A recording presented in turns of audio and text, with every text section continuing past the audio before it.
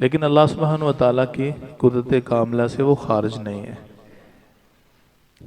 جیسے معجزات ہیں تو معجزہ کہتے ہی اس چیز کو ہیں جو نبی کے ہاتھ پہ سرزد ہوتا ہے، اور اس کا جو عام روٹین وائز زندگی ہوتی ہے، عام جو معمولات ہوتے ہیں، وہ واقعہ معاملہ اس سے ہٹ کر ہوتا ہے.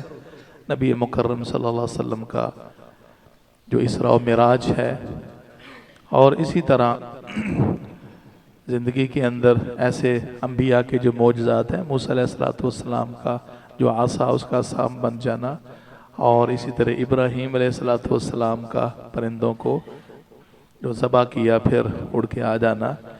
تو میں اس لیے بات کر رہا ہوں کہ ایمان کا یہ تقاضا ہے کہ ہم جو چیز قرآن و سنت میں آئی ہے اور بالخصوص احادیث میں بسند صحیح، ہم اپنی عقل کی کسوٹی پہ نہ پرکھیں، کیونکہ مومنین جو ہیں یؤمنون بالغیب، ایمان کا بنیادی اولین تقاضا ہے. وگرنہ یہ جو ما بعد موت جو معاملات ہیں، برزخ کا ہے، قیامت کے بپا ہونے کا، جنت دوزخ، سب کی نفی ہو جائے گی. اچھا، اس حوالے سے جو میں بات آپ کی خدمت میں رکھنا چاہتا ہوں، وہ سوال یہ تھا کہ کچھ بچوں نے چھوٹی عمر میں کلام کیا ہے گود میں، بلکہ نومولود بچوں نے اپنی پیدائش سے چند دن بعد یا کچھ مہینوں میں، جبکہ بچہ ابھی ماں کا دودھ تو پی رہا ہوتا ہے لیکن چلنے پھرنے کے قابل نہیں ہوتا، جو ماں کی گود میں یا پنگوڑے میں، ٹھیک ہے، بالکل چلنے پھرنے کی سخت نہیں ہوتی. اچھا، اس میں جو احادیث پر بغور یا تحقیق کی روشنی میں چیز سامنے آتی ہے، یہ معلوماتی ہے. کچھ چیزیں وہ ہوتی ہیں جن کا تعلق عمل سے ہوتا ہے، اور کس کا تعلق ہوتا ہے عقیدے سے، معلومات سے، تاکہ جو صحیح معلومات ہے قرآن و حدیث کی روشنی میں، ان سے ہم باخبر ہوں. اچھا، جب احادیث کا مطالعہ کرتے ہیں تو اس میں 3 بچوں کا تو جو ذکر حدیث میں آتا ہے وہ بخاری اور مسلم کی ہے. تو وہ بچے ہیں جنہوں نے پیدائش کے بعد چھوٹی عمر میں، اتنی کہ چلنے پھرنے کے بھی قابل نہیں تھے، بالکل چند ماہ کے سمجھ لیں، اور کچھ اس سے بھی چھوٹے تھے، انہوں نے اللہ کی قدرت کاملہ سے کلام کیا ہے. یہ بخاری مسلم کی ہے، اس لیے فرمایا لم یتکلم فی المہد الا ثلاثہ، مہد میں، ماں کی گود میں 3 بچوں نے کلام کیا. یہ کلمہ حصر ہے، اس کنڈیشن میں صرف 3 بچوں نے کلام کیا ہے. اچھا، اس کے علاوہ بھی کچھ احادیث سامنے ہیں تو وہ بھی آپ کی خدمت میں رکھتا ہوں. اچھا، ان میں پہلے عیسیٰ علیہ السلام، سورہ مریم میں جب خرق عادت، ایک اعجازی حیثیت کے حامل یہ جو پیدائش تھی، لوگوں نے حیرانی کا اظہار کیا، اور نعوذ باللہ جیسے معاشرے میں تہمت لگاتے ہیں. تو فاشارت الیہ، انہوں نے، والدہ محترمہ نے، سیدہ مریم علیہ السلام نے اشارہ کیا تو کلام بولو، وہ بولے قال انی عبد اللہ. آگے پوری جو اپنا تعارف کرو، آتانی الکتاب وجعلنی نبیا، میں عبداللہ ہوں، اللہ کا بندہ ہوں، مجھے اللہ نے کتاب دی، نبی بنایا. یعنی جو ایک لوح محفوظ میں ہوتا ہے اور مستقبل کے اعتبار سے. تو ابھی وہ بچے کو لے کے آئی ہیں تو انہوں نے کلام فرمایا. دوسرے، صرف میں اشارے کرنا چاہتا ہوں تاکہ آپ کو پتہ چل جائے، آپ نے یقیناً یہ حدیث سنی بھی ہوں گی. دوسرا، وہ محترم حضرت جریج رحمہ اللہ، بنی اسرائیلی قوم کے تھے، بہت صالح عابد زاہد. وہ بھی واقعہ آپ نے سنا ہے کہ ایک فاحشہ نے الزام لگا دیا، بچے کو جنم دیا اور لے کے آ گئی، اور الزام انصاح پہ لگا دیا. تو لوگوں نے مارا پیٹا، جو جھونپڑی تھی وہ بھی برباد کر دی، ڈھا دی ان کی جھونپڑی. تو انہوں نے کہا مجھے 2 رکعت پڑھنے دو، نماز پڑھی اور اللہ سے دعا کی، اور بچے کو مخاطب ہو کے کہتے ہیں بیٹا، بچے بولو تیرا باپ کون ہے؟ تو اس نے کہا الراعی، بکریوں کا چرواہا. وہ بچہ بول اٹھا. بہت بڑی اللہ کی قدرت ہے، اللہ سے کچھ بھی بعید نہیں ہے. کوئی سلسلے ہیں جو ہم روٹین وائز، عمومی زندگی کا تعلق ہے، روٹین، عام انتظام و انصرام، منظم ایک جو طریقہ ہے. لیکن کچھ اللہ اپنی قدرتیں دکھاتا ہے. تو خیر پھر وہ واقعہ کہ انہوں نے کہا ہم سونے کی جھونپڑی بنا دیتے ہیں. اللہ نے ان کی اس ذریعے سے گویا کہ بریت کر دی. اور تیسرا جو واقعہ ہے یہ بخاری مسلم کی حدیث ہے. اس میں یہ تھا کہ ایک بڑا ٹھاٹ باڑ کے ساتھ شاہ سوار گھوڑے پہ بڑی شان و شوکت سے نکلا. تو بچہ ماں کے ساتھ تھا، وَمَعَهُ صَبِيٌّ لَهَا، عورت کے ساتھ بچہ تھا اور وہ بھی چھوٹی عمر کا تھا. تو ماں نے کہا اللہم اجعل ابنی مثلها، اللہ میرے بیٹے کو شخص جیسا بنا دے. اس نے ماں کی چھاتی کے ساتھ چمٹا ہوا تھا، دودھ پی رہا تو اس نے چھاتی چھوڑی اور کہا اللہم لا تجعلنی مثلہ، اللہ اس شخص جیسا مجھے نہ بنانا. کیوں؟ پیارے پیغمبر صلی اللہ علیہ وسلم فرماتے ہیں یہ بدریہ وہی ہے. واقعہ پہلے گئے اور پیارے پیغمبر صلی اللہ علیہ وسلم تنبیہ فرما رہے ہیں کہ وہ کیا جبار من الجبابرہ، وہ بڑا ظالم اور سرکش قسم کا انسان تھا، ظالم اور جابر تھا. یہ بھی گود میں مطلب چھوٹی عمر میں بولا.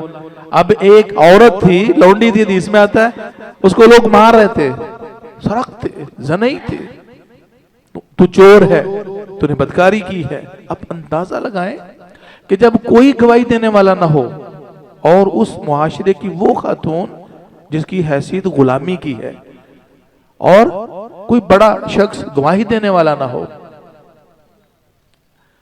کوئی بتانے والا نہ ہو کہ یہ بے گناہ ہے، وہ اپنی بے گناہی کا اظہار کر رہی ہے، میں بے قصور ہوں، لوگ مار رہے ہیں. اور ماں اس کو دیکھ کر یہ جو کہتی ہے اے اللہ میرے اس بیٹے کو اس خاتون جیسا نہ بنانا. ہم بہت سے لوگوں کو دیکھ کے یہی کہتے ہیں اللہ اللہ اے دے تو پناہ اللہ دی.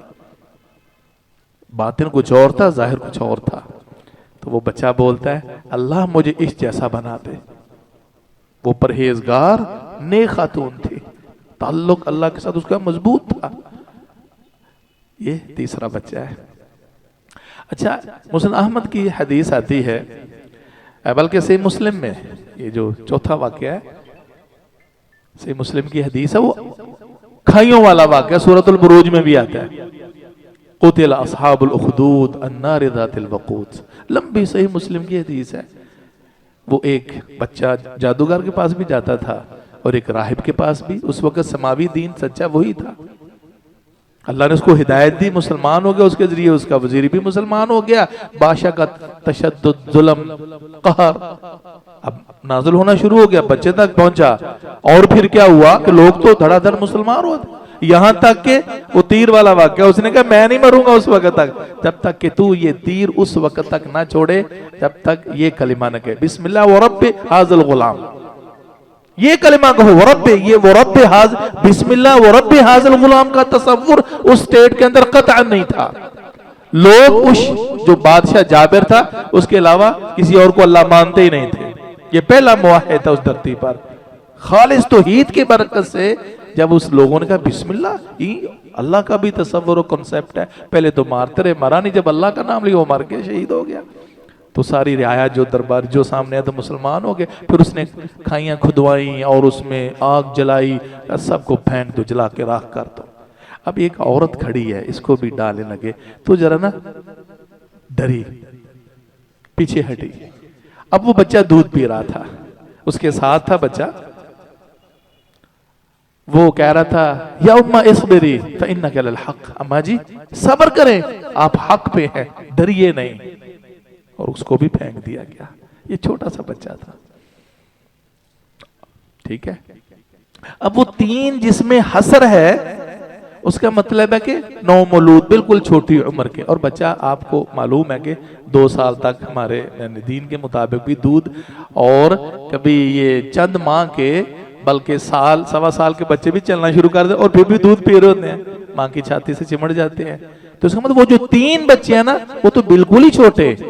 لہذا بخاری کی حدیث پہ حرف نہیں آتا کہ صرف 3 نے، جو صرف 3 کا ہے نا وہ بالکل ہی چھوٹے بچے ہیں، اس سے بھی چھوٹی عمر والے. اور کچھ جو چلنے پھرنے کے قابل ہو گئے وہ بھی دودھ کی مدت میں تھے.